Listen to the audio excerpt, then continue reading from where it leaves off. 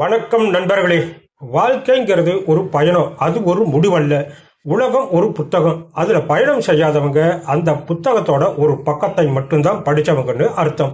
இந்த வரிகளை ஆழமா நம்பினவர் யாரு தெரியுமா? நம்ம நடிகர் திலகம் சிவாஜி கணேசன் அவர்கள் தான். நடிப்புல மட்டும் இல்லைங்க, உலக நாடுகளை சுத்தி வர்றதுலையும் அவருக்கு தனி ஆர்வம். குறிப்பா புலம்பெயர்ந்து வாழ்ற நம்ம தமிழர்கள் காட்டுற அன்பையும் விருந்தோம்பலையும் அவர் ரொம்பவே ரசிப்பார். இன்னைக்கு நம்ம பதிவுல சிவாஜி கணேசன் அவர்கள் மேற்கொண்ட சில முக்கியமான வெளிநாட்டு பயணங்களையும் அங்க அவருக்கு கிடைச்ச மிகப்பெரிய கௌரவங்களையும் பத்தி தான் பார்க்க போறோம். வாங்க வீடியோக்குள்ள போகலாம். முதலாவதா நம்ம பார்க்க போறது 1962 வருஷம். இந்திய நாட்டின் கலாச்சார தூதுவரா அமெரிக்காவுக்கு போறார் நம்ம சிவாஜி. சும்மா 1-2 நாள் இல்லைங்க, கிட்டத்தட்ட 101 நாட்கள் உலக சுற்றுலாவே போயிருக்கிறார். அப்ப நடந்த ஒரு சுவராசியமான சம்பவம் என்னன்னா, நயாகரா நகரத்தோட ஒரு நாள் மேயரா நம்ம நடிகர் திலகத்தை கௌரவம் செஞ்சாங்க.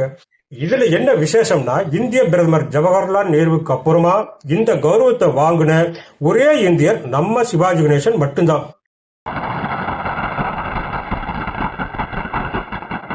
நினைக்கும் போதே சிலிருக்குதில்ல. அடுத்ததா சிங்கப்பூர். சிவாஜிக்கு சிங்கப்பூர்னா கொள்ள இஷ்டம். அவன் தான் மனிதன், வசந்தத்தில் ஒரு நாள் போன்ற படங்களோட ஷூட்டிங் அங்கதான் நடந்துச்சு. 1973 வருஷத்தை மறக்கவே முடியாது. சிங்கப்பூர் விளையாட்டுத்துறை வளர்ச்சிக்காக நிதி திரட்ட சிவாஜி அங்க போறாரு. அவர் மட்டும் போகல, மேஜர் சுந்தரராஜன், பி.கே. ராமசாமி, நாகேஷ், எம்.ஆர்.ஆர். வாசு, மஞ்சுளா, அப்புறம் பாடகர்கள் டி.எம்.எஸ், எஸ்.பி.பி, இசையமைப்பாளர்கள் கே.வி. மகாதேவன், ஒரு பெரிய நட்சத்திர பட்டாளமே சிங்கப்பூர் போய் இறங்குது.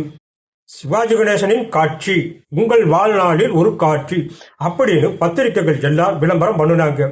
நேஷனல் தியேட்டர்ல நவம்பர் 8 இருந்து 11 வரைக்கும் கலை நிகழ்ச்சிகள் களை கட்டுச்சு. குறிப்பா நவம்பர் 11 அன்னைக்கு நடந்த சாம்ராட் அசோகன் நாடகத்தை பார்க்க வந்த கூட்டம் எவ்வளவு தெரியுமா? சீட் கிடைக்காம 5000 பேர் திரும்பி போயிருக்காங்கன்னா பாத்துக்குங்க. மக்களோட அன்புக்காக மறுநாள் திங்கட்கிழமையும் எக்ஸ்ட்ராவா ஒரு ஷோ பண்ணி கொடுத்திருக்கிறார் நம்ம நடிகர் திலகம். இந்த நிகழ்ச்சிகள் மூலமா கிடைச்ச 1 லட்சம் சிங்கப்பூர் டாலரை அப்படியே அங்க இருக்கிற அமைப்புகளுக்கு அன்பளிப்பா வேற கொடுத்துட்டாரு. அப்படியே கொஞ்சம் காலச்சக்கர உருண்டா 1975 இலங்கை கொழும்பு நகரின் மிட் டவுன் ஹானரரி மெம்பர்ஷிப் கொடுத்து அவரை கொண்டாடினாங்க.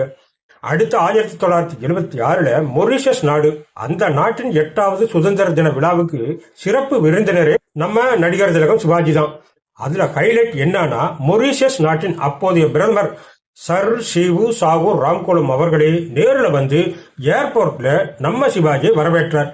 ஒரு நடிகருக்கு இதைவிட பெரிய அங்கீகாரம் வேற என்ன வேணும்?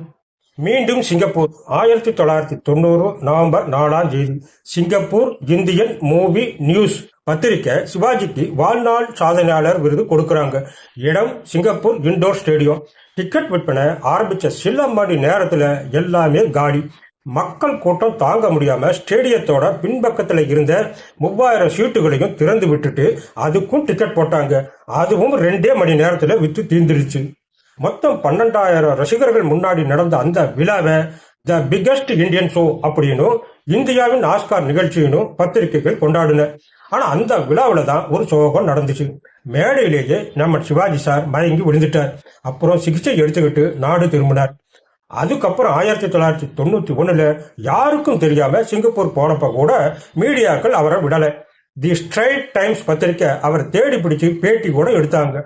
1995 வருஷம் ஜூன் மாசம் அமெரிக்காவின் ஒகையோ மாநிலம் கொலம்பஸ் நகரத்து மேயர் சிவாஜி அழைச்சு கௌரவ குடிமகன் விருதை கொடுக்கிறார். அந்த மேடையிலேயே மவுண்ட் வெர்னர் நகர மேயரும் வரவேற்பு பத்திரம் வாசிச்சார். கொலம்பஸ் தமிழ் சங்கம் அவரை கௌரவ தலைவரா அறிவிச்சாங்க. அது மட்டுமில்ல, டொலடோ நகர அரசும் அவரை ஒரு நாள் குடிமகன் சொல்லி கௌரவம் படுத்தினாங்க. கடைசி 1998 குவைத் நாட்டோட 50வது குடியரசு தின விழாவுக்கும் சிறப்பு விருந்தினரை அழைச்சு மன்னர் குடும்பமே அவரை பாராட்டி இருக்காங்க. இப்படி உலகம் முழுக்க சுற்றி தமிழர்களோட பெருமையை, கலையோட உன்னதத்தை கொண்டு சேர்த்தவர் நம்ம நடிகர் திலகம். விருதுகள் அவருக்கு பெருமை சேர்க்கல, அவரால் தான் அந்த விருதுகளுக்கே பெருமை. இந்த மாதிரி இன்னும் பல சுவராசியமான தகவல்களோட உங்களை சந்திக்கிறேன். இந்த வீடியோ உங்களுக்கு பிடிச்சிருந்தா லைக் பண்ணுங்க, ஷேர் பண்ணுங்க, மறக்காம நம்ம சேனலுக்கு சப்ஸ்கிரைப் பண்ணுங்க. நன்றி, வணக்கம்.